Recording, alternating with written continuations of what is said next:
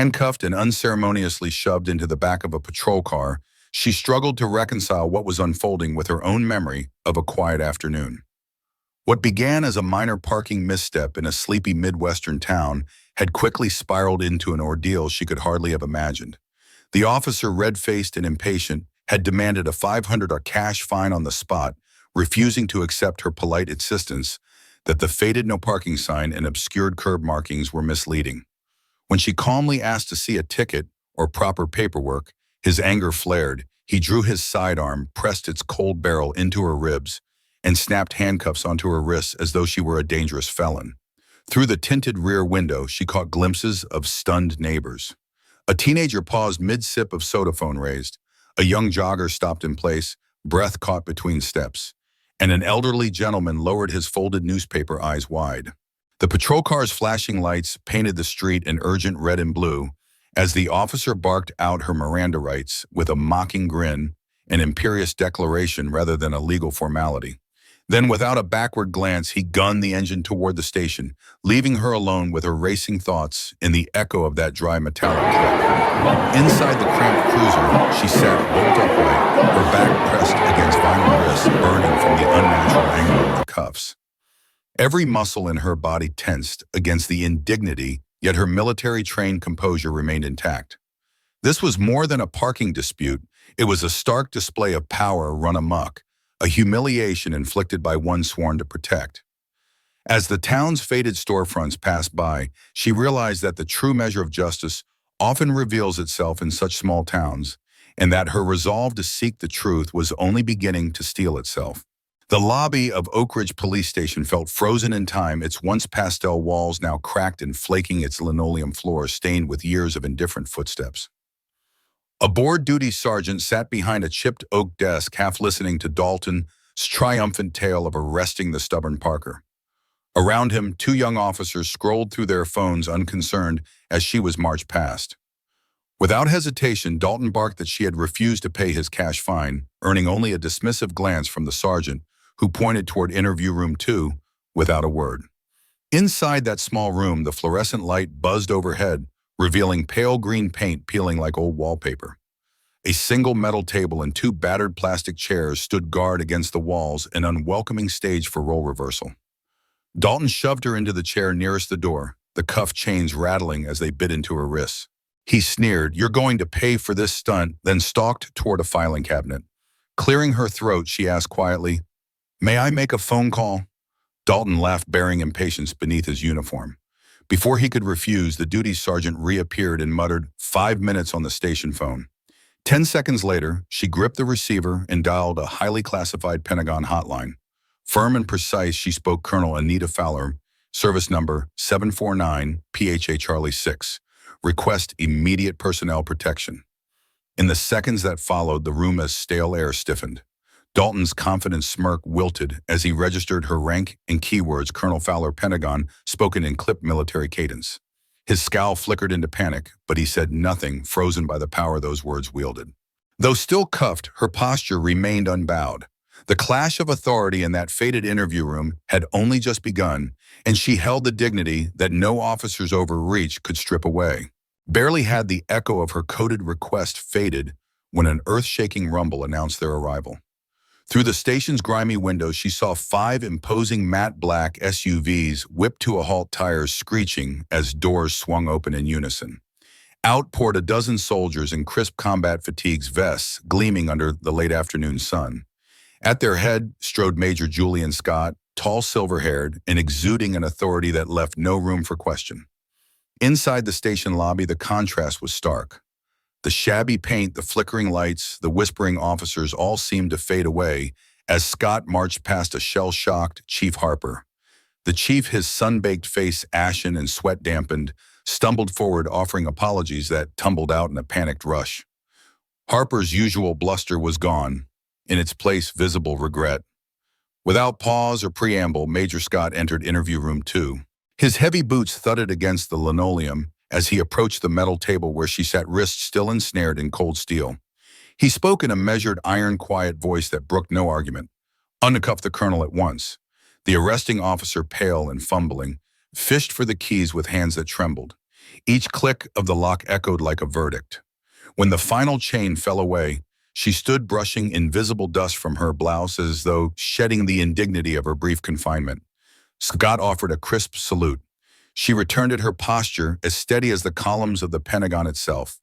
From the doorway, officers and a handful of civilians pressed close, phones forgotten at their sides. No cheering rose, only stunned silence, an unspoken acknowledgement that in under 20 minutes, raw arrogance and latent prejudice had collided with unquestioned military authority. The room, once a theater of contempt, now stood cleared by a higher power, every scratch in its paint a silent testament to humility, reluctantly taught and swiftly learned. Escorted by Major Scott, she walked past the officer who had shackled and mocked her only moments before. His uniform looked suddenly too large, his posture slumped under the weight of guilt. He dared not lift his eyes to hers. As she passed, the faint click of his holster seemed to echo remorse more than authority. In the lead SUV, the door closed with a soft thud, sealing her away from the cramped interrogation room and the shabby station lobby. Her wrist now free, but marked by angry red welts brushed against the supple leather of the seat. She leaned back, fingertips grazing the faint impression of steel, and looked out the tinted window at the receding facade of Oak Ridge's police station. Above the sky, brooded with thunderclouds, the promise of rain hanging heavy like her own thoughts. A tremor of relief warmed her chest. Major Scott's arrival had affirmed that rules and rank still mattered. Yet sorrow followed close behind sorrow for every person without her rank or connections left vulnerable to unchecked power. She remembered the officer's sneer, the harsh bark of his Miranda rights, the cold barrel of his Glock pressing against her side. Each flash of fear had been met with her determined calm, the discipline ingrained over decades of service. But not everyone could rise above panic so easily. How many mothers, students, and grandmothers had silently endured such injustice with no Pentagon to send rescue her? The SUV glided through the quiet streets, its tires humming a steady rhythm of departure. Behind them, whispers would swell into outrage, internal affairs inquiries, and perhaps real reform. In front lay her own silent vigilance, the knowledge that protocol must protect the powerless, not only the powerful. As the convoy rolled on, carrying her away from Oak Ridge, the storm finally broke, rain tapping urgently against the glass. It felt like both a benediction and a warning. Even in small towns, dark clouds gather fast and justice must arrive at least as swiftly. Back in Washington, the report of the Oak Ridge incident lit up every channel from the Pentagon to local news outlets. Within hours of Colonel Fowler's formal complaint, the small police department found itself under an internal affairs microscope. Officer Dalton was ordered off duty at once, his badge and service weapon removed and told to remain at home until the inquiry concluded. The town's police chief, face drawn and contrite, issued a public apology both to Colonel Fowler and to Oak Ridge's residents. In a live-stream statement, he acknowledged the department's failures and pledged to rebuild trust through openness and structural change. He detailed an immediate policy overhaul. All fines would henceforth be issued only by written citation, processed through the court system with no cash ever exchanged on the street. Within days, every sworn officer in Oak Ridge was summoned to mandatory training on proper arrest protocol, the limits of on-the-spot authority, and the devastating human cost of unchecked bias. Trainers from the state academy and civil rights experts joined department leadership in workshops designed to foster empathy, de-escalation skills, and respect for due process. At the Pine Street Diner, where locals once murmured about expired parking signs, conversation now revolved around the colonel and the convoy. At the grocery checkout, neighbors nodded knowingly. Whenever Colonel Fowler's name was mentioned, her ordeal had become both a cautionary tale and a call to action. Community leaders organized town hall meetings to discuss civility policing and accountability, and petitions circulated urging continued oversight. Colonel Fowler's quiet dignity and swift military-style intervention had upended old habits, exposing a small-town department's vulnerabilities. More than policy changes, her experience reminded everyone that no uniform should grant impunity. In Oak Ridge, the memory of that hot August afternoon endures not merely as scandal, but as the spark that set lasting reform in motion. Half a year has passed since that sweltering August afternoon, and Oak Ridge's police department bears little resemblance to its former self. New recruits are not only evaluated on physical fitness and marksmanship, but also on their ability to de-escalate tense encounters and respect the letter of the law. Fresh faces trained side by side with retired service members and civil rights advocates, sharing real-world wisdom about restraint and listening.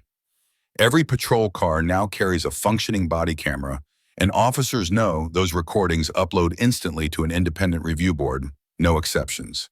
Gone are the days of he said, she said. Neighbors once hesitant to speak up now fill town hall meetings with their stories and ideas, confident their voices will be heard. Occasionally, Colonel Fowler returns not in uniform, but in civilian clothes to guest lecture precinct staff.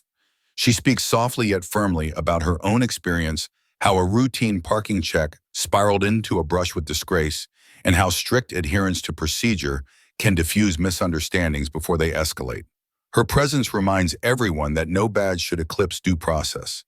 As for the former officer at the center of the scandal, he no longer wears a uniform.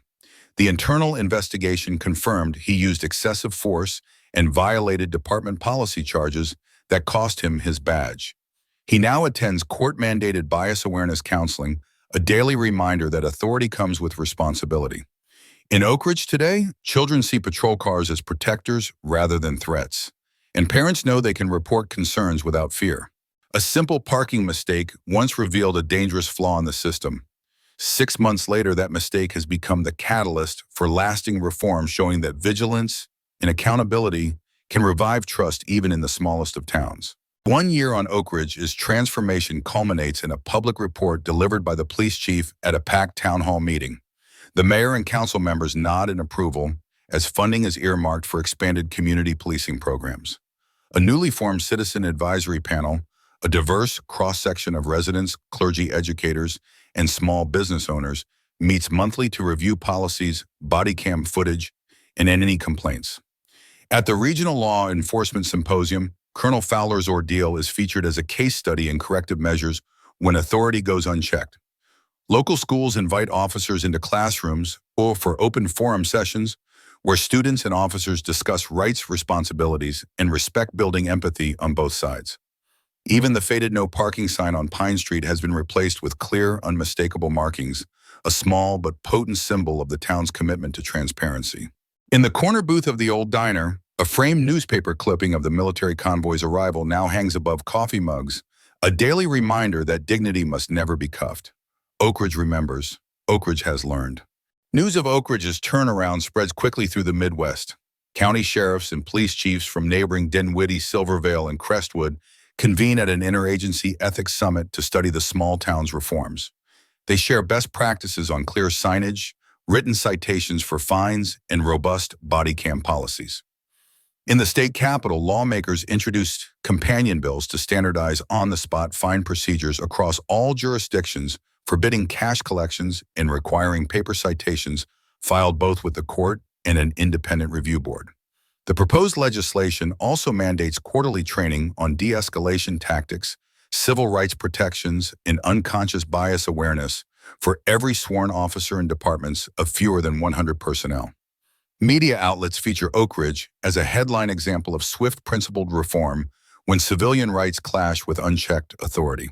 Television journalists interview citizens who witnessed the incident, while editorialists laud the town's willingness to confront its own failings. Civil rights organizations leverage the story to campaign for federal guidelines limiting cash fines and ensuring that every use of force in detention be captured on body cameras and promptly reviewed by an external oversight panel. Colonel Fowler, though, back at her Pentagon duties, dedicates evenings to writing op-eds and addressing community forums via video link. She calls for systemic change that reaches beyond a single town. We need federal standards so that no one's rights depend on their rank or connections, she urges. Her message strikes a chord with mothers, grandmothers, and single parents across the region who lack her military credentials but share her dread of arbitrary power. Grassroots support swells petitions, circulate church groups, host town halls, and neighborhood watch associations draft policy recommendations inspired by Oak Ridge's example. The ripple effect is unmistakable. A single courageous stand on a forgotten street corner now fuels a movement toward justice, accountability, and enduring respect for every person's dignity. Back at her suburban home, she settles into a quiet evening, the events replaying in her mind. It strikes her how her colonel's uniform and Pentagon connections ensured her immediate rescue privilege she doesn't take for granted. Too many ordinary citizens face unchecked authority with no safety net. Determined to help bridge that gap, she partners with a fledgling nonprofit providing pro bono legal aid to those bogged down by bureaucratic roadblocks, every parking ticket turned cash fine, every roadside detention without due process. Her personal advocacy sparks community initiatives in Oak Ridge. The local flower shop, once a modest storefront, now features a special blue ribbon hydrangea named Fowler's Resilience. A portion of every sale funds scholarships in civil rights law, helping students who dream of careers defending justice. At Dalton's Diner, the old bulletin board that once displayed sandwich specials now bristles with flyers for Know Your Rights workshops. Retired law enforcement officers and veterans volunteer their evenings to teach citizens how to handle traffic stops, insist on proper identification protocols, and document interactions safely. On patrol car dashboards, rookie officers slip laminated reminder cards quoting the Oak Ridge incident, an everyday oath to uphold procedure above pride. They discuss that August afternoon not as a sensational anomaly, but as a cautionary tale. Authority without accountability is a threat to all. Even Officer Dalton lives down the repercussions. Reassigned to clerical duty in a neighboring precinct, he must attend mandatory ethics seminars and bias training courses. His demotion and public reprimand serve as a warning that abuse of power carries real consequences. Witnessing these changes, she feels cautious optimism. Oak Ridge is no utopia. Old attitudes linger in whispered comments and apprehensive glances, but its collective memory has shifted. What began as one woman's ordeal has blossomed into a movement from hydrangeas and diner flyers to federal guidelines and community empowerment. In this corner of the Midwest, justice isn't just a concept, it's an ongoing commitment cultivated by citizens and officers alike, nurtured by the belief that every badge must bear responsibility and every voice can instigate change. The faded yellow curb on Pine Street stands as a silent monument to what happens when clarity and fairness guide enforcement. In Oak Ridge today, neighbors whisper not of fear but of empowerment, of how one afternoon's injustice ignited a community's courage. Recent surveys reveal a noticeable uptick in public trust. More residents say they feel heard and respected by local officers. Complaints about on-the-spot cash fines have plummeted, replaced by formal citations transmitted through the municipal ticketing system, easing the strain on both citizens and the courts. Dinwiddie County's justice dockets reflect the change as well. Judges now report a sharp decline in roadside cash transactions, and attorneys praise the consistency of paper tickets that afford drivers due process. At the nearby community college, criminal justice professors assign the Oak Ridge incident as required reading, prompting spirited discussions about procedural justice and the perils of unchecked authority.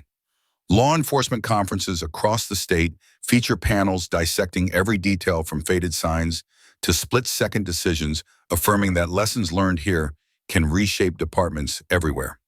Colonel Fowler, having moved into a strategic advisory post at the Pentagon's Civil Affairs Division, now mentors recruits coast to coast. Her central maxim, every uniform bears responsibility, has become part of academy curricula and in-service training. Through video seminars and guest lectures, she urges new officers to remember that authority is granted by the community and must be honored with humility.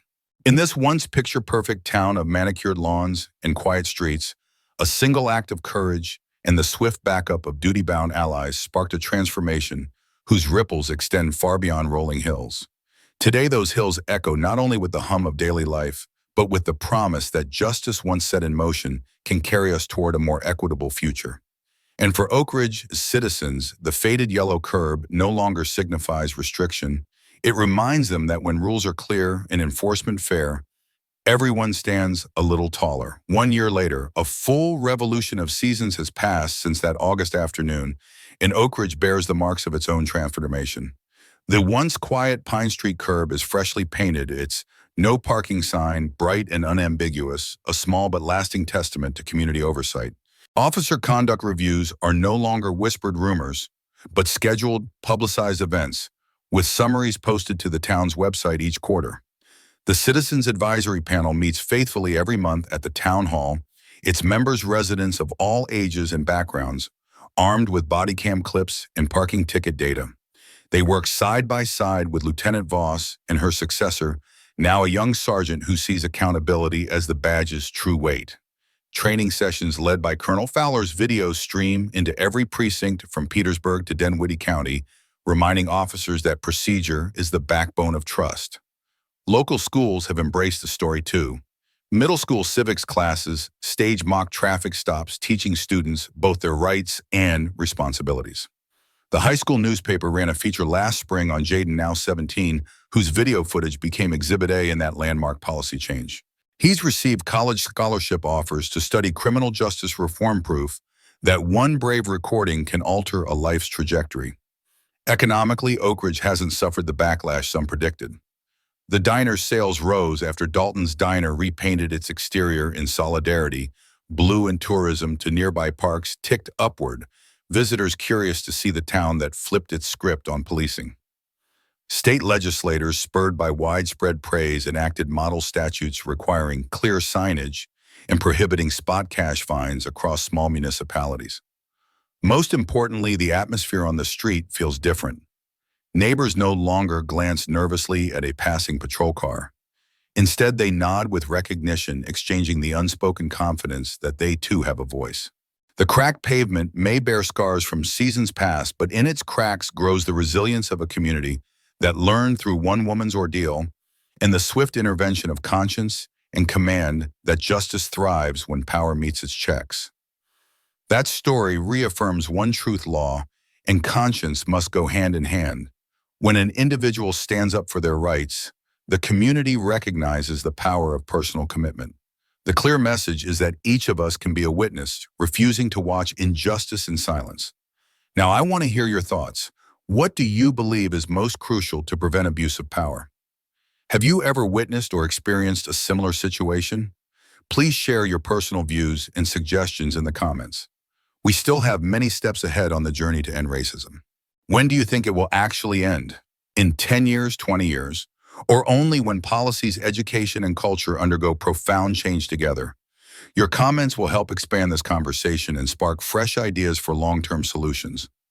Note: this story is entirely fictional and created for the purpose of raising awareness. It highlights issues of responsibility, justice, and the importance of treating everyone with respect and dignity. We firmly oppose violence, prejudice, and injustice in all forms. Viewer discretion is advised.